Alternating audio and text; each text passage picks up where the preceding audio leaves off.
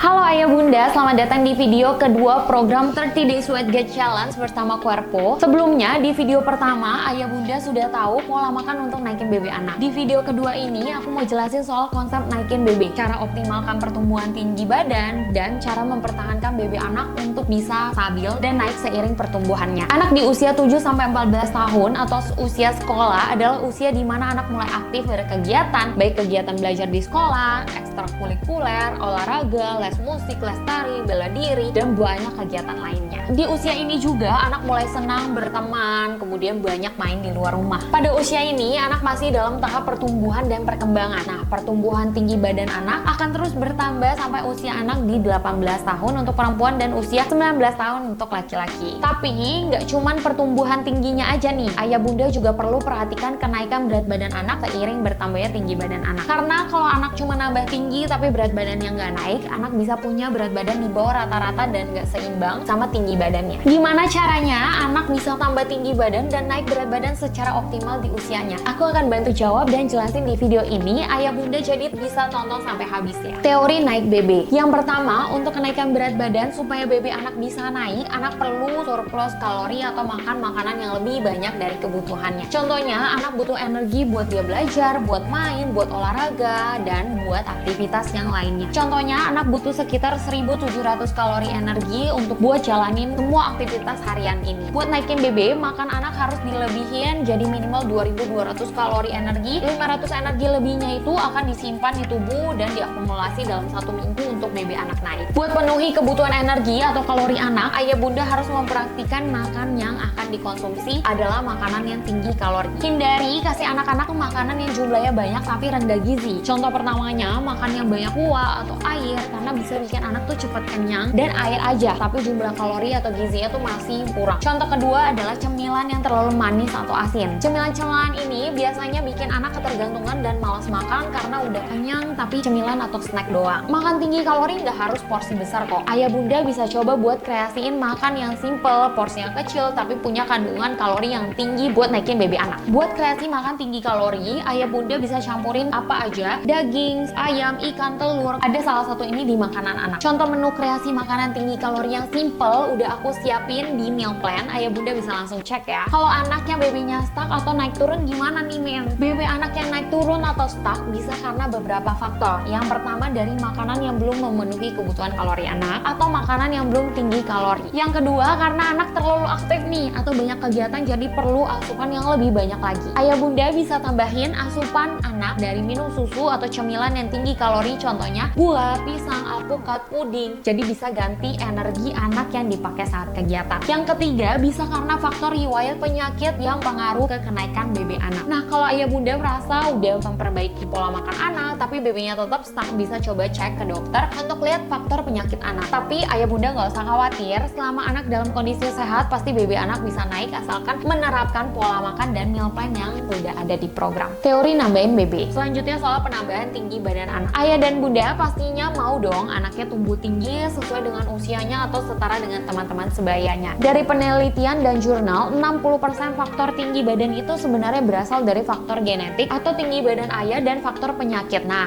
dan 40% sisanya berasal dari asupan gizi selama masa pertumbuhan anak. Faktor penentu tinggi badan anak dimulai dari asupan gizi Bunda saat hamil, dilanjut ke asupan makan dan penambahan BB, dan tinggi badan anak sesuai usianya mulai dari bayi 0 bulan sampai 2 tahun bisa memaksimalkan pertumbuhan tinggi badan anak. Nah, kalau asupan gizinya selama periode 2 tahun ini bagus, anak udah punya kesempatan lebih tinggi daripada ayahnya. Tinggi badan anak bisa berkembang sampai usia 19 tahun untuk laki-laki dan sampai usia 18 tahun untuk perempuan. Nah, sekarang gimana caranya optimalkan pertumbuhan tinggi badan anak di usia 7-14 tahun? Oke, yang pertama memaksimalkan asupan gizi atau pola makan anak. Aku kasih contoh, satu porsi makan anak dalam satu piring. Yang pertama ada karbohidrat, porsinya setengah piring. Setengah piring lagi dibagi jadi setengah porsi lauk, boleh ayam, ikan, daging, telur atau tempe. Sisanya bisa ditambah sayur. Contoh satu porsi makan ini sudah bisa penuhi kebutuhan gizi anak supaya bisa naik BB dan TB secara optimal. Yang kedua adalah olahraga. Olahraga fungsinya untuk memaksimalkan proses penguatan tulang dan pertumbuhan tulang kaki. Contoh olahraga yang bisa dilakuin buat pertumbuhan tinggi badan anak diantaranya bisa jogging, basket, bulu tangkis, dan berenang. Yang Yang ketiga adalah penambah dengan suplemen. Suplementasi ini seharusnya tidak berpengaruh secara langsung ke pertumbuhan tinggi badan anak. Tapi kalau kebutuhan zat gizi anak seperti protein, kalsium, vitamin D, zinc anak terpenuhi, maka pertumbuhan tinggi badan anak juga bisa makin maksimal karena tulang anak tuh lebih cepat padat dan TB bisa makin cepat bertumbuh. Untuk bisa penuhi kebutuhan zat gizi anak selain dari pola makan yang cukup, bisa juga dibantu dengan susu atau suplemen. Peran susu Quarpo adalah buat BB dan TB anak. Susu Quarpo mengandung 11